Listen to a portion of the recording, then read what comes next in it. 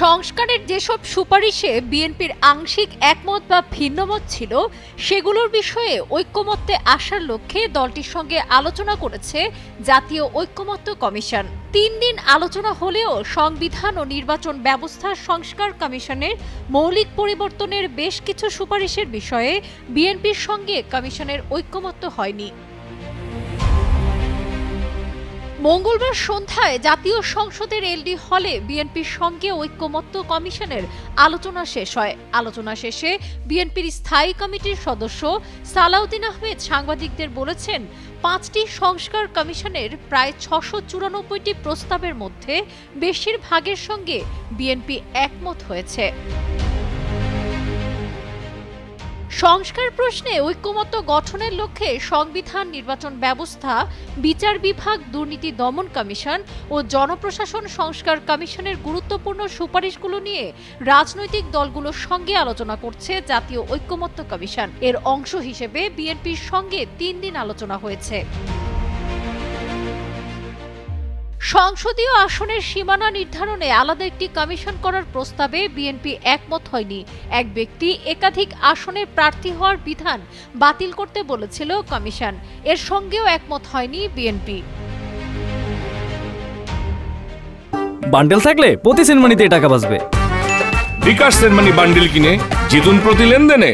আলোচনা শেষে সালাউদ্দিন আহমেদ জানান, সংসদীয় কমিটির কাছে এ ধরনের ক্ষমতা দেওয়া হলে নির্বাচন কমিশনের স্বাধীন সত্তায় আঘাত আসতে পারে।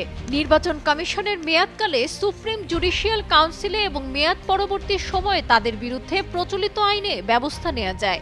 আর সংসদীয় আসনের সীমানা নির্ধারণ ইসির সাংবিধানিক এখতিয়ার। এখানে আরেকটা বডি করা হলে একসঙ্গে দুটি সত্তা হয়ে যাবে। আন্তর্জাতিক অপরাধ ট্রাইব্যুনালে কেউ অভিযুক্ত হলেই তাকে নির্বাচনের অযোগ্য ঘোষণার প্রস্তাব করেছিল নির্বাচন ব্যবস্থা সংস্কার কমিশন, এর সঙ্গেও একমত হয়নি বিএনপি। এ বিষয়ে সালাউদ্দিন আহমেদ জানান, কেউ অভিযুক্ত হলেই তাকে দোষী সাব্যস্ত হয়েছে বলে বলা যায় না। শুধু অভিযোগের ভিত্তিতে কাউকে অযোগ্য করা যুক্তিসঙ্গত নয়। কেউ আদালতের রায়ে প্রাথমিকভাবে দোষী সাব্যস্ত হলে তাকে অযোগ্য ঘোষণা করা যায়। সালাউদ্দিন আহমেদ আরো জানান, জনপ্রশাসন সংস্কার কমিশনের 208টি প্রস্তাবের মধ্যে 187টিতে তারা একমত হয়েছেন। বিচার বিভাগ সংস্কার কমিশনের 89টি সুপারিশকে তারা গুরুত্বপূর্ণ হিসেবে চিহ্নিত করেছেন। এর মধ্যে 62টিতে তারা একমত হয়েছেন। দুদক সংস্কার কমিশনের 20টি সুপারিশের মধ্যে একটিতে তাদের আপত্তি আছে। সংবিধান সংস্কারের 131টি সুপারিশের বেশিরভাগের সঙ্গে তারা একমত হয়েছেন।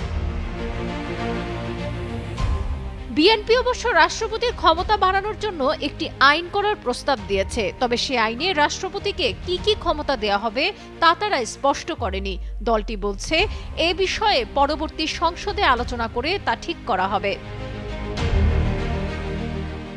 সাবরিনা কাজী, কালের কণ্ঠ।